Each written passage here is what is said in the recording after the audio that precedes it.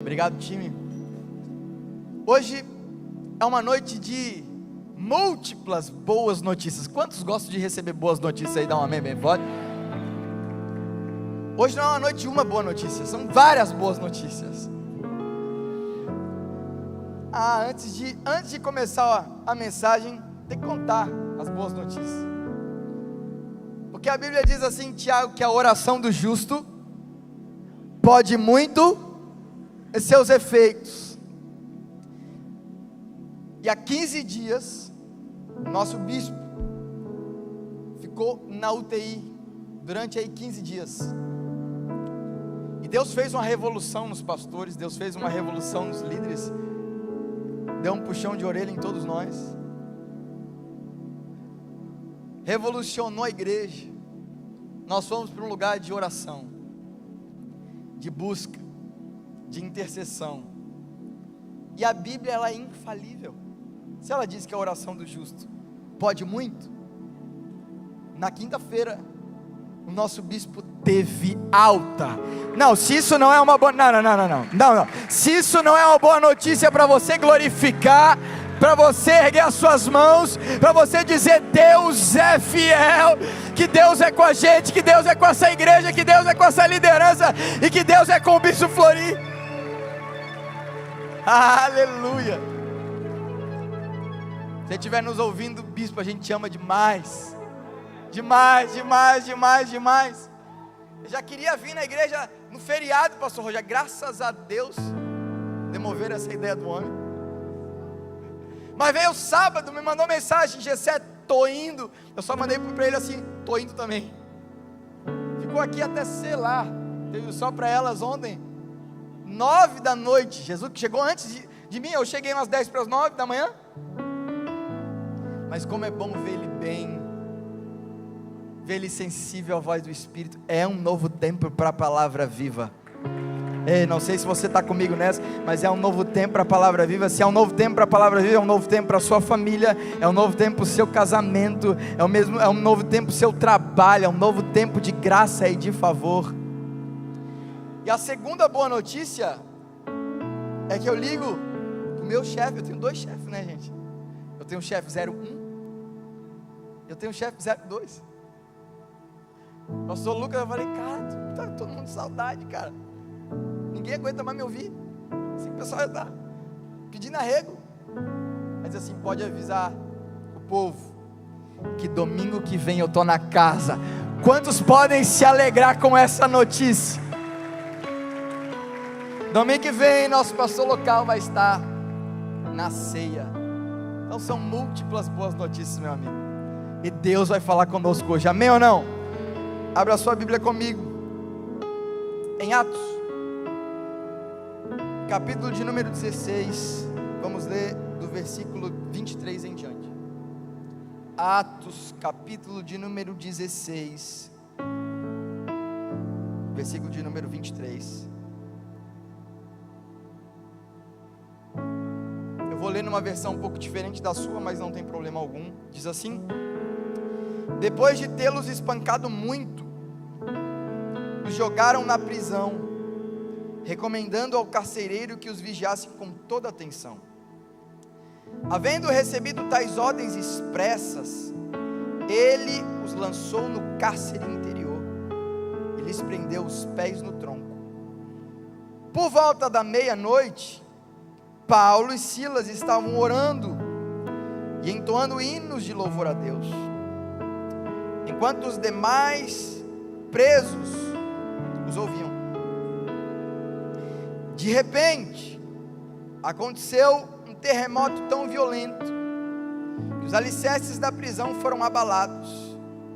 No mesmo momento, todas as portas se abriram e as correntes que prendiam a todos se soltaram. Fecha os teus olhos. Deus, Tu és maravilhoso, Senhor. Que presença gloriosa nós estamos sentindo nessa manhã, nessa noite. Senhor, vem intensificar a Tua presença nessa noite. Que lindo é ver, Senhor, pessoas descendo as águas. Que lindo celebrar, Senhor, pessoas que já desceram as águas no domingo passado. mas eu sei que o Senhor está trabalhando com a igreja, o Senhor está trabalhando em nós. Fala, Senhor, hoje conosco, que os nossos ouvidos estejam abertos para ouvir a Tua doce voz, a Tua voz que fala sim, Senhor, não está em silêncio, está falando, está nos ministrando, está trabalhando em nós, e que nós sejamos humildes, e que nós possamos permitir o Teu trabalhar, permitir o Teu falar, permitir o Teu direcionar, que nessa noite nós estejamos conectados. Vem, Senhor, com um vento novo, com uma graça nova, com uma visitação especial nessa noite, para todos que estão de maneira presencial, e para aqueles que estão de maneira online, em nome de Jesus, amém, amém e amém. Eu dou títulos às minhas mensagens, e o título de hoje é Uma Vida de Oração. Uma vida de oração. E é um título que norteia, porque o Espírito não nos chama para ter um período de oração. O Espírito não nos leva a ter um ciclo de oração, mas o Espírito nos leva a ter uma vida de oração, que é diferente. Uma vez que ela se torna uma cultura nas nossas vidas, uma vez que ela se torna uma cultura na nossa rotina. E eu tenho falado que esse momento, estava falando com o pastor Ricardo, esse momento, antes de falar com todos, tem falado comigo, tem me feito bem, tem trabalhado comigo, tem me moldado, tem me transformado em primeiro lugar, no orgulho, na vaidade, nos conceitos errados. E eu tenho procurado ter esse hábito de perguntar o que o teu Espírito quer falar, o que o teu Espírito quer ministrar. E o Espírito me trouxe essa passagem, e eu quero que você abra o seu coração, porque eu tenho a mais certeza de que Deus vai falar ao seu coração nessa noite. O texto que nós lemos, ele dá uma, não é propriamente o início, mas está quase no início ainda, da segunda viagem missionária de Paulo. Paulo já tinha feito uma primeira viagem muito sucedida, bem sucedida, aliás, com êxito, com sucesso. E ele vai fazer uma segunda, e já começa porque o seu parceiro é novo. Ele faz a primeira viagem com o seu parceiro Barnabé, e agora a sua segunda viagem com o seu parceiro Silas. E uma das cidades em que eles passam, eles vão, o Espírito vai adicionando mais pessoas nesse ciclo e nessa viagem, e uma dessas pessoas que o Espírito adiciona, é um filho na fé que vai ser para o resto da vida de Paulo, que é Timóteo. Então agora tem um grupo de pessoas, e Paulo tem um desejo, de desbravar a Ásia. Paulo era um desbravador, um apóstolo, um desbravador, não queria trabalhar no campo que outras pessoas estavam desbravando, ele queria campos novos, frescos, brancos. Então ele tinha um desejo de desbravar a Ásia. Ele tenta uma primeira vez, e ele encontra uma porta fechada. Mas como Paulo era alguém determinado e persistente e teimoso, será que tem alguém assim? Não cutuca a pessoa que está do seu lado? Teimoso? Cabeça dura? Ele tenta uma segunda vez, e ele encontra uma porta fechada. Mas essa porta fechada não foi o diabo que fechou. As Escrituras dizem assim, que o Espírito não permitiu que Paulo fosse para a Ásia. Você sabe que quem tem uma vida de oração, ele é guiado pelo Espírito. E muitas vezes é o Espírito que fecha as portas. Muitas vezes é o Espírito que diz não. Muitas vezes é o Espírito, porque se eu me coloco nessa posição de humildade, porque a oração é uma declaração de insuficiência, não é verdade? A oração é uma declaração de incapacidade, é um pedido de socorro por uma direção.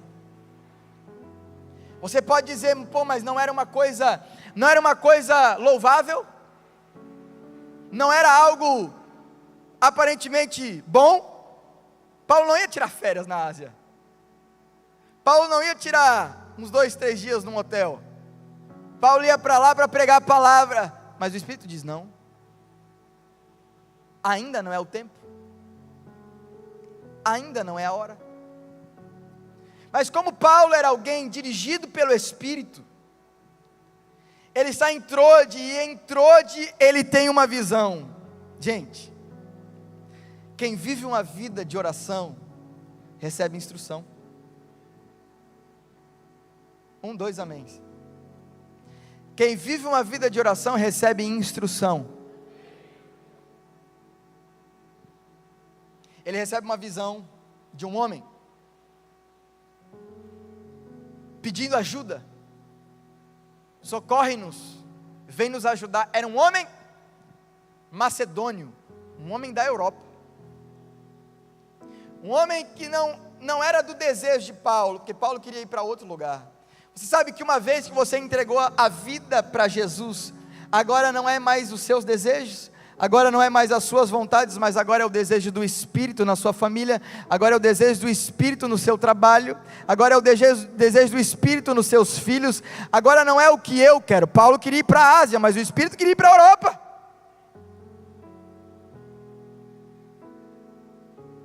Sabe que eu falava de manhã, o Espírito Santo não é uma energia, o Espírito Santo não é um poder, o Espírito Santo é uma pessoa. Uma pessoa que tem uma vontade, Beth, tem uma vontade, e a Bíblia diz que essa vontade é agradável, ela é boa, e ela é perfeita, e a vida de oração me leva a eu me deixar ser conduzido pelo Espírito. Eles vão, e a primeira cidade que eles chegam, é a cidade de Filipos, a maior cidade, a cidade mais importante da Macedônia. E quando eles chegam lá, eles procuram um lugar para orar. A primeira coisa que eles buscam é um lugar para orar. Vocês estão comigo aqui? Porque eu estou chegando em algum lugar. Aí atrás, vocês estão comigo? Posso ouvir um amém? Estou chegando em algum lugar aqui. Eles vão buscar um lugar para orar, pastor Rogério. Eles vão buscar. E lá eles encontram umas mulheres. Paulo começa a pregar. Uma dessas mulheres é salva, Lídia. Acolhe eles na casa dela. No dia seguinte, Paulo, Silas e os demais que estão com eles vão a um lugar para orar. Você percebe que Paulo tinha essa prática de oração? Essa prática de vida de oração? Essa prática, essa rotina, não é um período, é uma vida. No caminho que eles estão indo para o lugar de oração, uma mulher aparece. E uma mulher vai atrás deles gritando. Vamos ver o que essa mulher está gritando. Diz assim no versículo 17: seguindo a Paulo e a nós porque o médico Lucas é o autor de Atos, e ele está nessa segunda viagem missionária, por isso ele se inclui na narrativa, e ele diz assim: seguindo a Paulo e a nós, vinha essa moça gritando diante de todos: estes homens são servos do Deus Altíssimo, e vos anunciam o caminho da salvação. Agora eu te pergunto, essa mulher estava falando uma coisa boa ou uma coisa ruim? Essa mulher estava falando uma grande verdade. Esses homens são servos do Deus Altíssimo. Esses homens estão proclamando o caminho da salvação. Eles estão falando uma coisa boa. Essa mulher está falando uma coisa boa a respeito desses homens. Passa um dia, ela gritando atrás. Passa 2 dias, ela gritando atrás. Passa alguns dias que a Bíblia não diz como. Mas chega uma hora que Paulo se irrita. Paulo devia ser um cara assim, de um temperamento com a graça de Deus, né? Que a graça teve que moldar esse homem. Paulo se irrita com essa mulher. Paulo se vira para essa mulher. E Paulo expulsa um espírito de adivinhação dessa mulher. Meu Deus. Agora eu quero te perguntar, essa mulher não estava dizendo uma coisa boa? Mas o espírito por trás não era. Porque há coisas que a gente só vai discernir numa vida de oração. Porque há propostas que parecem ser boas. Há contratos que parecem ser bons. Há conselhos que parecem ser bons. Há instruções que parecem ser boas, mas que o fim leva à morte. Provérbios não diz isso, que há caminhos que para o homem lhe parece bom, mas o fim é morte.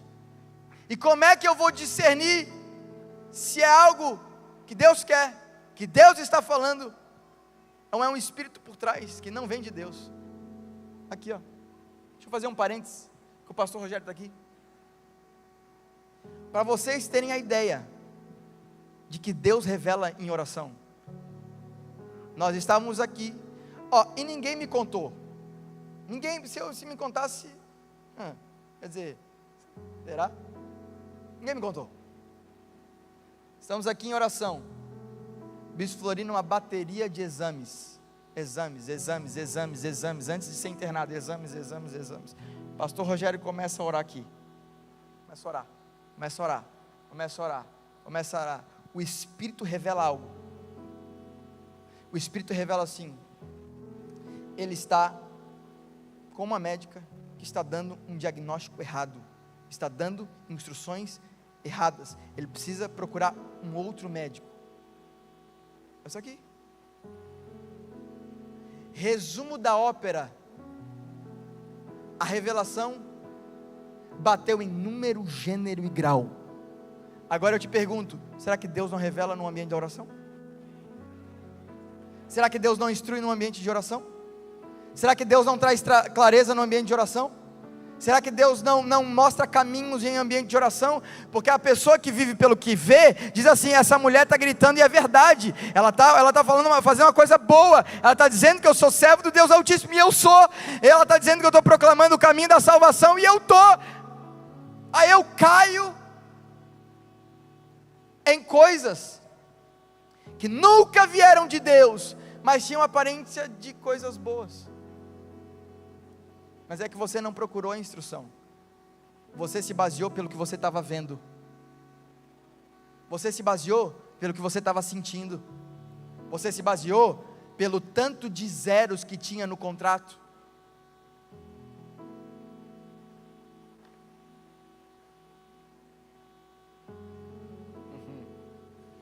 Aleluia. Expulsa o espírito de adivinhação. E olha que coisa que eu vou falar agora que é horrenda. Essa mulher era uma propriedade. Horrível falar isso, né? Essa mulher era uma propriedade. Havia donos que a tinham como propriedade. Essa mulher tinha um espírito de adivinhação, da qual esses donos utilizavam das instruções de adivinhações para ganhar dinheiro.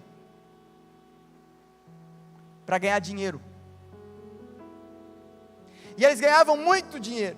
Mas uma vez que Paulo expulsa o espírito de adivinhação dessa mulher, essa mulher já não adivinha mais nada. Ou seja, esses donos já não ganham nenhum dinheiro. Aí o papo muda, né? Meu amigo, mexeu no bolso, a conversa muda na hora. É verdade ou não é? Esses homens vão dizer o seguinte, ó, quem é o responsável? Quem é o responsável de um negócio desse? Eu não estou mais ganhando dinheiro? Que essa não me serve mais para nada? Descobrem que é Paulo e Silas os cabeças. Levam Paulo e Silas aos juízes da cidade, aos magistrados. E eles vão arrumar uma desculpa, porque tudo é pelo dinheiro. Tudo é pelo dinheiro. Tem nada, aquela ali é só uma desculpa. Eles vão dizer, esses dois aqui estão perturbando a cidade, pregando para nós umas coisas que nós os romanos não podemos viver. Aí o que acontece? Os juízes dão uma sentença, que eles fossem açoitados, e não é pouco. Vamos lá? No versículo 23, coloca aqui para nós. Na minha versão diz assim, depois de tê-los espancado muito, depois de serem severamente açoitados, e aqui eu parei, eu disse, espera lá, alguma coisa não está certa, porque olha aqui para mim, eu não queria vir, não era meu desejo estar aqui, meu desejo era estar lá na Ásia,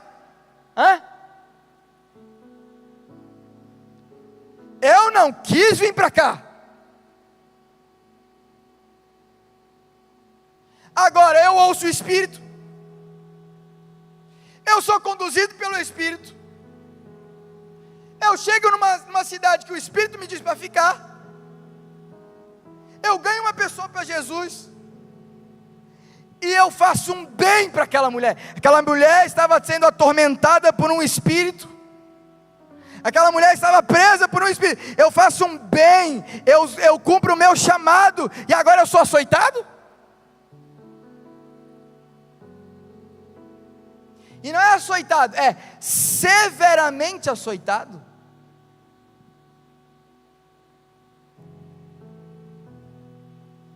A Bíblia diz algo, que no mundo tereis aflições, uma vida de oração, isso é duro falar, mas é preciso falar, uma vida de oração te prepara para os açoites. Escuta aqui, não é se eles chegarem, é quando eles chegarem. Não é se os açoites chegarem, meu amigo, mas eu venho na igreja todo dia, eu dou meu dízimo, dou minha oferta, eu tenho os meus filhos sob comando, eu dou bom exemplo no trabalho, e agora vem essa ofensa, sem pé e sem cabeça, agora vem essa calúnia, sem pé e sem cabeça, agora me vem essa demissão, sem pé e sem cabeça,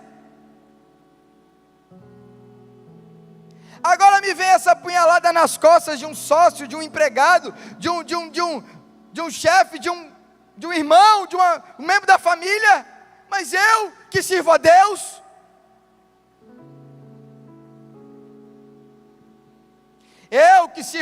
daqui a pouco vem esse diagnóstico para mim.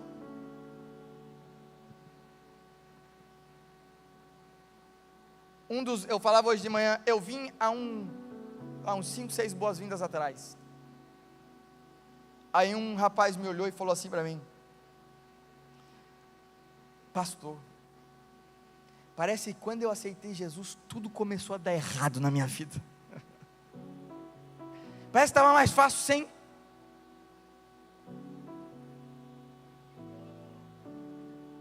É que eu não sei o que te pregaram, né, querido, mas não é se, é quando. Mas se nós não estivermos num ambiente de oração, sabe o que a gente faz quando vem os açoites?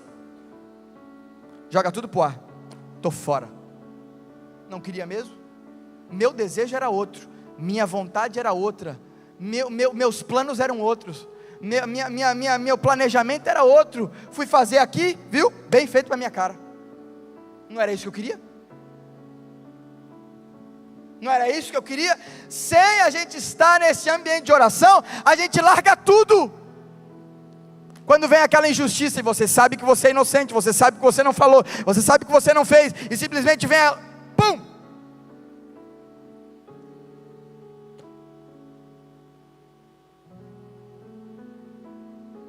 Se nós não estivermos nesse ambiente de oração, queridos, a gente não permanece na caminhada cristã. Porque é nesse ambiente de oração que existe uma certeza dentro. É nesse ambiente de oração que o Espírito testifica, permanece.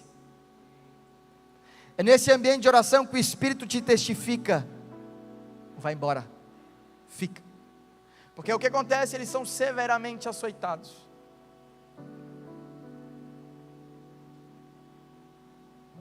E eles são presos. Levam os dois para o cárcere. Prendem seus pés em um tronco. Já viu? Eu fiquei meditando nisso. O homem era para estar na Ásia.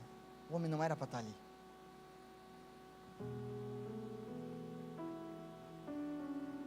E lá, vamos ler o que ele fez. Por volta da meia-noite, 25. Paulo e Silas estavam o quê? Bota ali para mim. Por volta da meia-noite, Paulo e Silas estavam o quê? Vamos lá, você está aqui comigo ou não? Por volta da meia-noite, Paulo e Silas estavam o quê? Orando. Orando. Orando. Mas o que me intriga aqui é Paulo e Silas estavam orando com feridas abertas. Ai, meu Deus. Ele não estava orando com as cicatrizes para mostrar, ó, passei, venci. Tinha acabado de ser severamente açoitado, suas costas lanhadas, abertas, feridas abertas, e o que eles escolhem fazer? Orar. Porque é fácil para nós temos essa tendência, não sei o que aconteceu com o meu microfone, mas misericórdia, me ajuda aí. Nós temos a tendência de nós orarmos e agradecermos e ter uma vida de ação de graças, quando nós temos dinheiro na conta. Nós temos uma tendência de nós termos uma postura de ação de graças, quando o nosso casamento vai bem. Nós temos uma tendência de ter uma postura de ação de graças, quando o nosso relacionamento com os nossos filhos estão na melhor fase. Mas agora eu te pergunto, é difícil nós levantarmos as nossas mãos com as feridas abertas? Quando está doendo, quando fala do assunto, dói. Quando relembra, dói. Não está sarado ainda. Não está sarado ainda. Não está cicatrizado ainda. Não está curado ainda. O assunto está lá, não mexe. O tema está lá, não mexe. O fato aconteceu, não precisamos falar. Não precisamos dizer. Não precisamos trazer à tona. Porque machuca. Porque as feridas estão abertas. Eu começo a pensar, Paulo e Silas, com as feridas abertas, tendo todos os motivos para murmurar. Porque a gente murmura com muito menos. A gente já estava começando a murmurar quando Deus diz não lá atrás. A gente já começa por aí. É verdade ou não? Quando a gente queria uma coisa e Deus quer outra, e a gente já começa a murmurar aqui. Lá no começo a gente já está murmurando. Misericórdia das nossas vidas.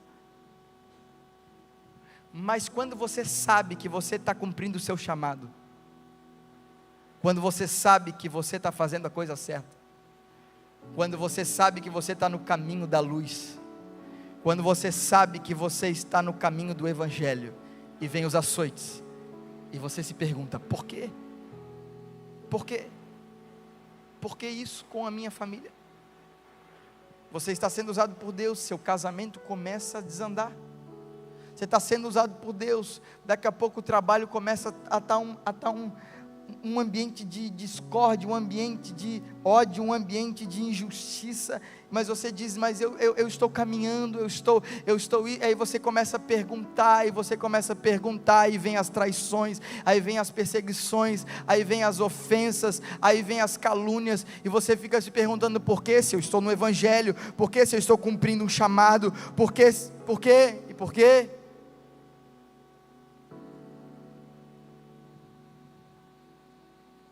Aleluia.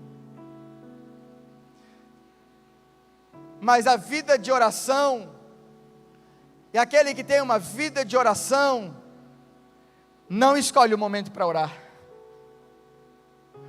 não escolhe o momento para levantar as mãos e agradecer a Deus. Quem tem uma vida e não se move por momento, porque o momento da oração e de ação de graças é quando a gente está bem, mas quem tem uma vida de oração, mesmo com feridas abertas, é a pessoa que entende, não porque ela quer, é porque ela entrou nesse ambiente de oração e o Espírito comunica a ela, porque o Espírito revela na oração, o Espírito revela, todas as coisas cooperam para o bem daqueles que amam a Deus. Você não está entendendo, mas eu estou trabalhando. Você não está entendendo, mas eu já estou 2 dias depois. Você não está entendendo, mas eu estou 1 semana lá depois. Você não está entendendo, mas você não sabe a porta que eu vou abrir. Você não está entendendo, mas você está chorando pela porta fechada. Você não sabe que daqui a 2 semanas eu te abro um portal.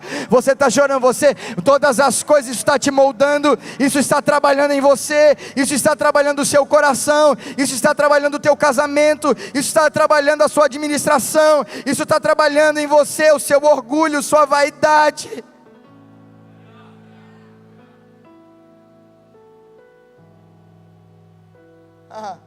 Não é isso que Naamã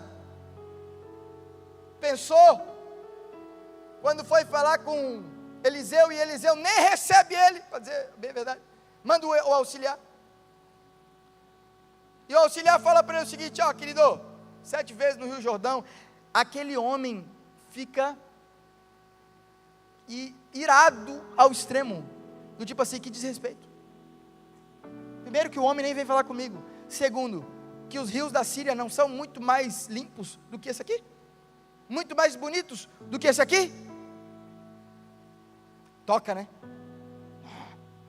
Toca no ego, toca no orgulho, que os processos das feridas abertas, pode não ter um porquê para nós, mas tem um porquê para Deus. Pode não ter um porquê para nós, mas tem um trabalhar de Deus.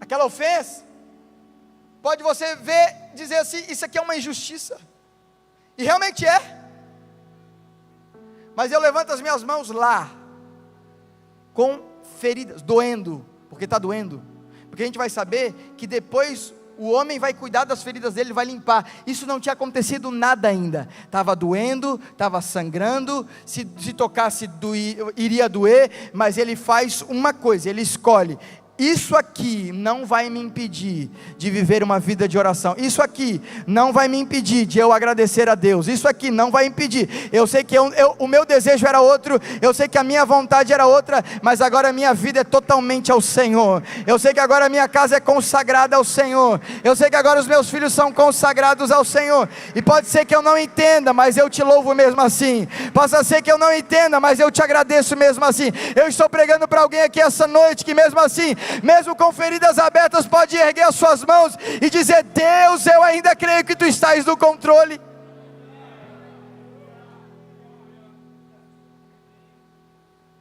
Eu ainda creio que Tu estás no controle.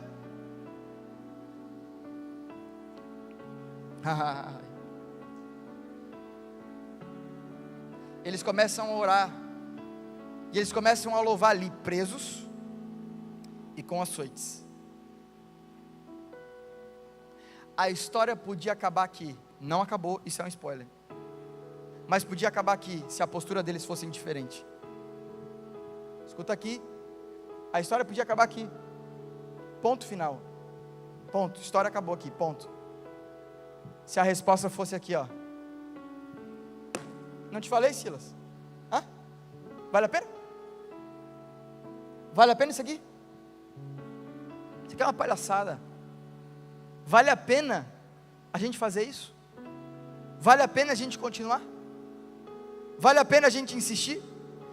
E começa uma vida de murmuração, uma vida de crítica, uma vida de amargura, uma vida de ressentimento, uma vida, porque daí as feridas não são mais feridas externas, aí começam a vir para dentro do coração, vir para dentro da alma, e começar a queimar dentro da alma, porque daí o fato aconteceu há 10 anos atrás, há 5 anos atrás, mas eu ainda durmo com essa ferida, mas eu ainda acordo com essa ferida, mas eu ainda caminho com essa ferida, mas eu ainda vou para o trabalho com essa ferida, porque já não é mais ferida física, agora veio para uma ferida interna. E a gente não disse, a gente não estava certo, e aí podia ter acabado assim. Mas para aqueles que entendem as coisas espirituais, porque você foi chamado para ser uma mulher e um homem espiritual. Posso ouvir um amém? Para quem discerne isso, olha o que acontece. Eles estão orando, eles estão entoando hinos, e no 26, do jeito que o pentecostal gosta de começar o texto, de repente. Será que tem algum pentecostal aqui nessa noite que entende o de repente do Espírito? É do jeitinho que o pentecostal gosta. É verdade ou não é, pastor Rogério? De repente, aconteceu um terremoto tão violento, que os alicerces da prisão foram abalados. No mesmo momento, todas as portas se abriram, e as correntes que prendiam a todos se soltaram. É bem verdade que uma vida de oração nos prepara para os açoites, mas uma vida de oração também nos prepara para o sobrenatural do Espírito Santo. E escuta aqui, não foi uma chave que abriu a porta, não foi uma ferramenta, um grande alicate que quebrou as correntes, não foi obra humana que fez isso. Não foi obra humana, não foi um enviado de alguém, vai lá soltar, porque isso acontece no capítulo seguinte. Olha, eles estão querendo soltar vocês, mas o milagre já tinha acontecido. Quem vive um ambiente de oração, vê a mão bondosa de Deus fazer. Eu sei que você abdicou da Ásia, eu sei que você abdicou da sua língua maldosa, que deu vontade, você abdicou de tudo isso, porque você entendeu que eu que te guiei até aqui, que eu que guiei a tua família até aqui, que eu que guiei você até aqui. Você entendeu isso, você não murmurou. Então, nenhum homem vai fazer o que eu vou fazer na sua vida. Eu estou profetizando aqui para alguém. Nenhum homem vai fazer o que Deus vai fazer na sua família. Nenhum homem vai fazer o que Deus vai fazer no seu trabalho. Nenhum homem.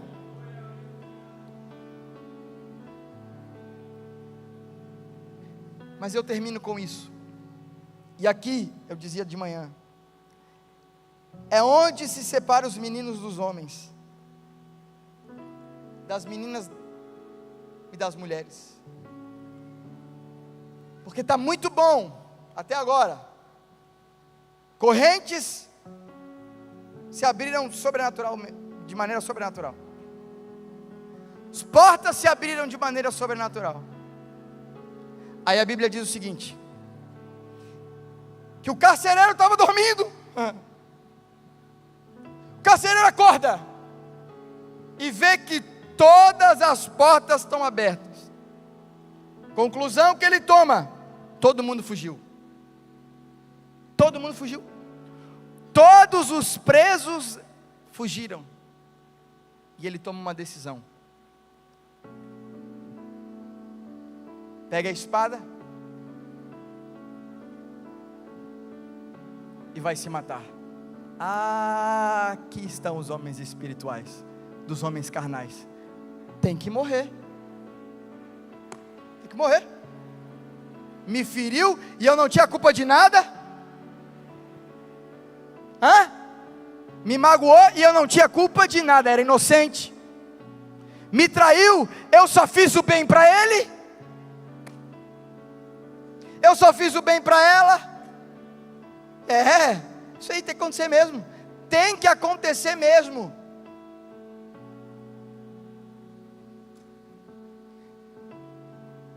Será que a gente não é assim às vezes? Ou só eu? Que a gente é atacado pelo sentimento da vingança? Porque a gente está machucado?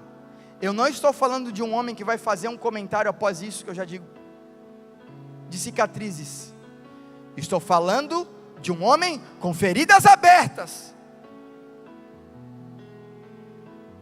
Aí ele diz o seguinte,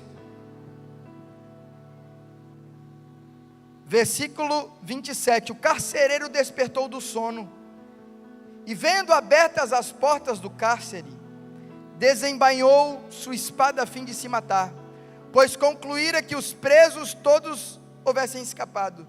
No entanto, Paulo gritou. Paulo está vendo de camarote isso, pastor Rogério? Paulo está vendo isso aqui? Paulo está vendo, pastor Márcio, ele tirar a espada? Aquele mesmo que me machucou? Aquele mesmo que me feriu? Aquele mesmo que nem perguntou o que estava acontecendo, só foi despejando a sua ira, só foi despejando o seu ódio, só foi despejando tudo que há de maléfico, não me perguntou como eu me senti, não me perguntou como é que ficou a minha família depois disso, não me perguntou se eu tive perdas financeiras depois disso, não me perguntou como é que eu estava depois disso. Aí eu olho para ele,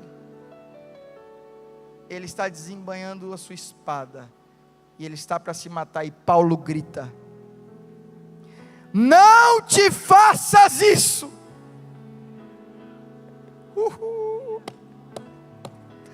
Estou falando de um homem com feridas abertas.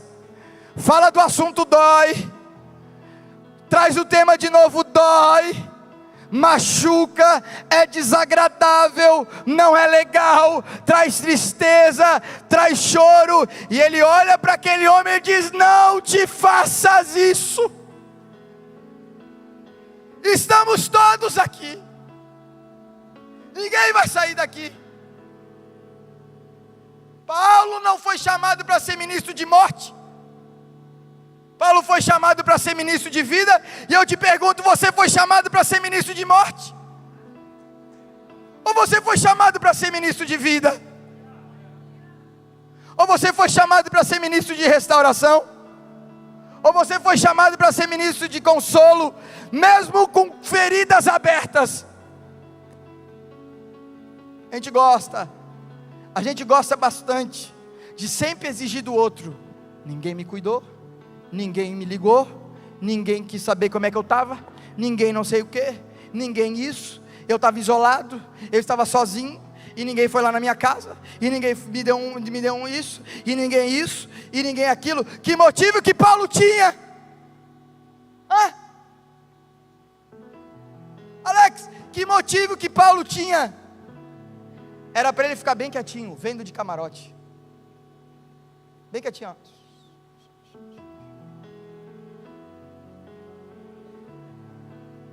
Mas Paulo entendeu algo, né? Que muitos de nós esquecemos, e é que eu tento lembrar todo domingo. Eu não vou falar hoje de vocês, eu vou falar hoje do Gessé, ok? Foram os meus pecados que colocaram Jesus Cristo naquela cruz. Os meus. Eu vou nem falar hoje de vocês.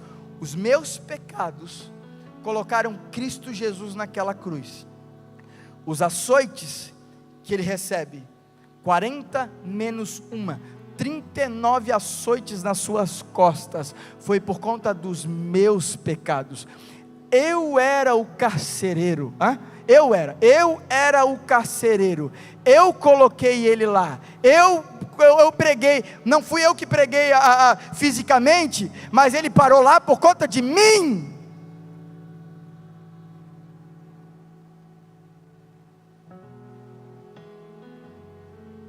E era a minha condenação.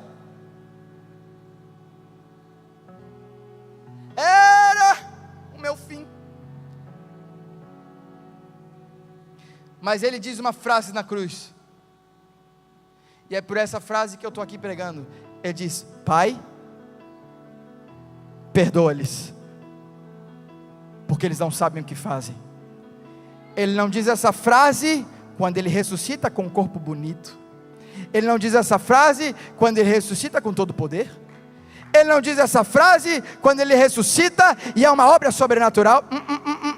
Ele faz essa frase com os pregos nas mãos. Ele fala essa frase com os pregos nos pés. Ele faz uma frase com uma coroa de espinho. Ele fala uma frase com o sangue sendo vertido e com dor e quase sendo sufocado.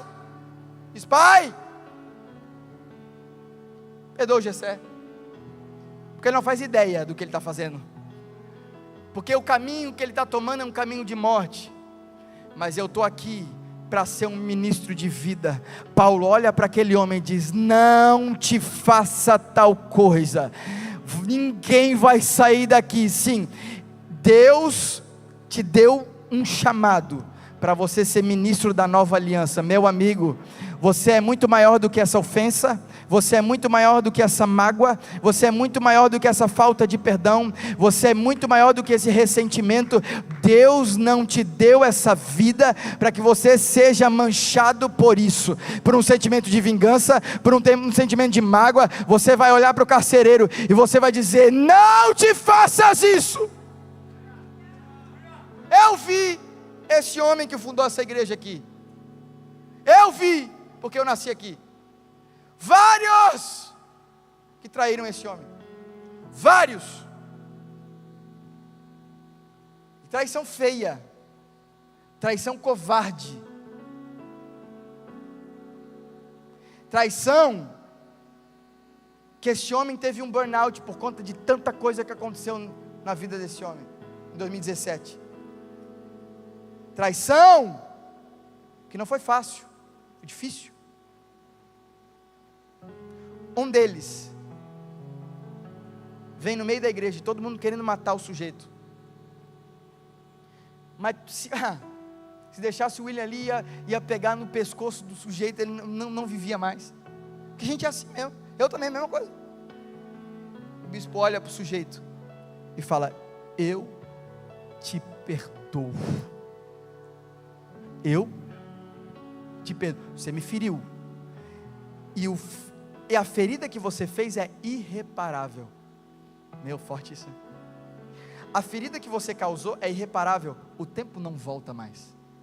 O que se perdeu por conta da ferida, mas eu olho bem no fundo dos teus olhos, eu te digo: eu te perdoo, porque eu não sou ministro de morte, eu não sou ministro de enfermidade, eu sou ministro de cura, eu sou ministro de restauração, e o que vai acontecer daqui para frente não me cabe, é de Deus, não é a minha mão, é a mão de Deus. O que me cabe é eu te olhar e dizer a mesma coisa que Jesus falou naquela cruz, quando eu coloquei ele lá: Pai, perdoa-lhes, porque eles não sabem o que fazem. Mas Jessé está doendo. Eu olho para ele, eu disse: Pai, perdoa-lhes, e eles não sabem o que fazem. Mas Jessé, você não sabe da história. Você vai olhar e vai dizer: Pai, perdoa-lhes,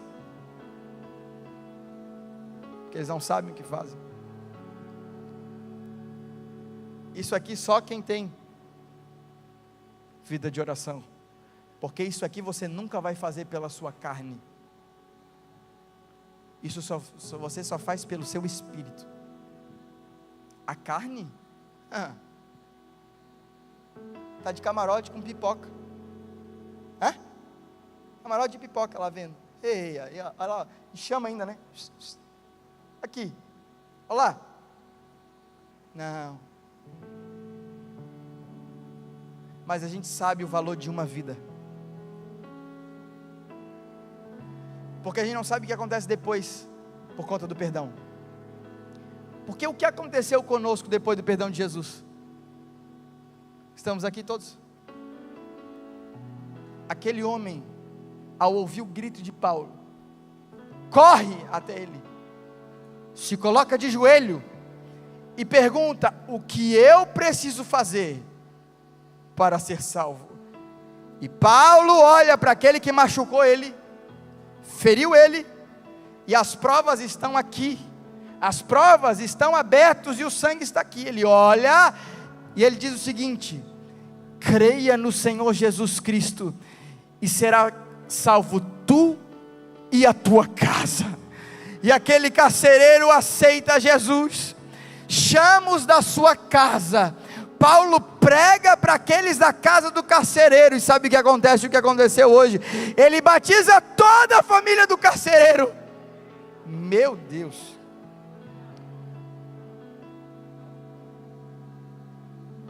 Eu desconfio, não posso falar, mas que homem era aquele que apareceu na visão de Paulo, quando ele queria ir para a Ásia, e diz assim: socorre-nos?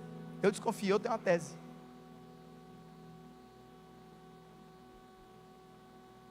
Porque as circunstâncias que acontecem, que não são para a nossa morte, é para a manifestação da glória de Deus. Só que a gente não está lá 20 anos depois. A gente não sabe, a gente não está lá 10 anos depois. A gente está aqui com feridas abertas. Mas Deus quer te levar para um nível superior, para que você não haja baseado na sua mágoa nessa noite, para que você não haja baseado nas feridas. Essa vida de oração vai te preparar para elas, para os açoites. Mas esse ambiente vai te blindar, vai blindar o seu coração, para o que acontecer externo não atinja o teu interno. O que acontecer fora não entre para dentro. Fora caos, dentro paz. Fora caos, dentro o meu interior vai se renovando. Por mais que o meu externo esteja se desgastando, o meu interior vai se renovando dia após dia. Isso que Paulo diz, ele diz assim, os sofrimentos são incomparáveis, não se dá para comparar com a glória que nos espera. Vai ficar com isso até quando? Se justificando que você estava fazendo a vontade de Deus. Quantos pastores a gente ouve cansados e desgastados? Eu estava fazendo a obra de Deus. Quantos líderes a gente ouve dizendo: chega, porque eu estava fazendo a obra de Deus. Aí vem os açoites. Eu estava fazendo a obra de Deus, vem os açoites. Eu tinha um plano todo pronto, mas eu fui confiar no plano de Deus. Pois é.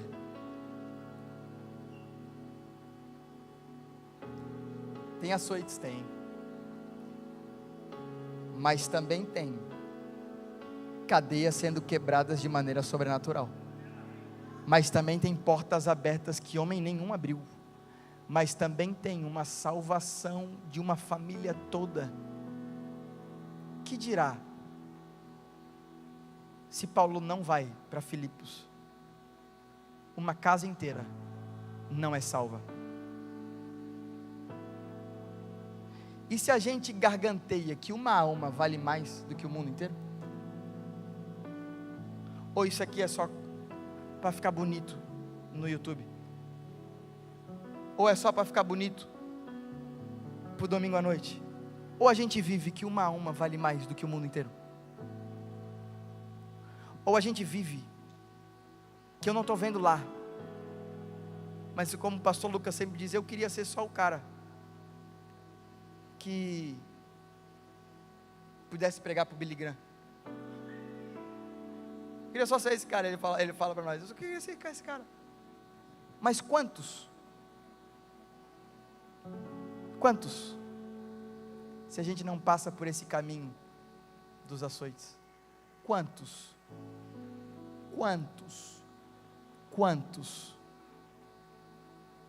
não vão ouvir? Quantos não vão ver? Quantos? Porque você simplesmente decidiu em viver baseado nas suas feridas abertas,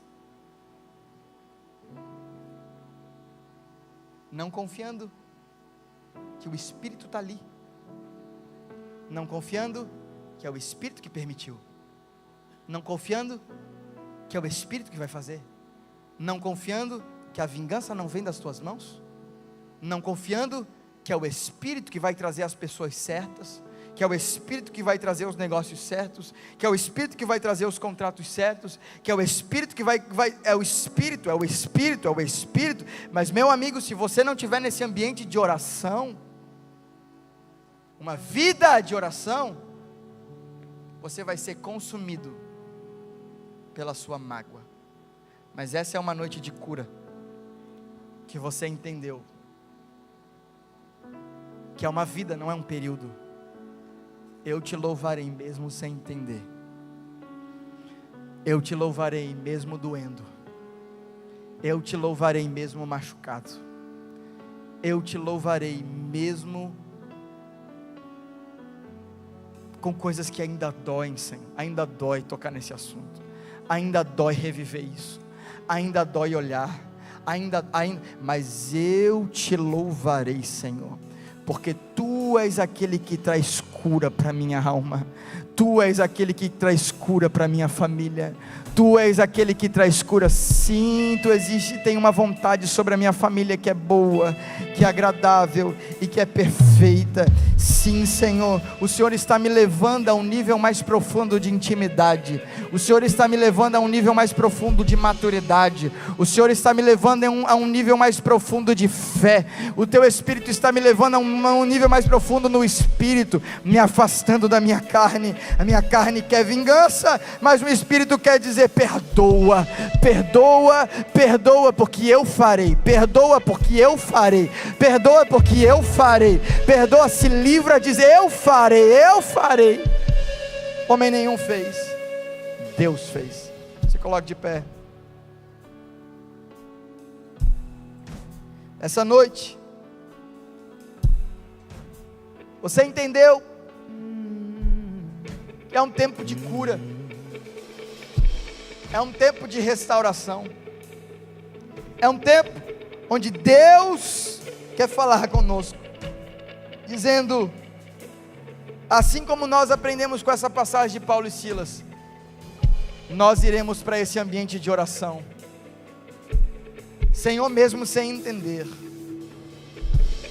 nós pela fé entendemos e compreendemos que tudo coopera para o nosso bem, mas eu não serei mais consumido por isso, eu não serei mais paralisado por isso.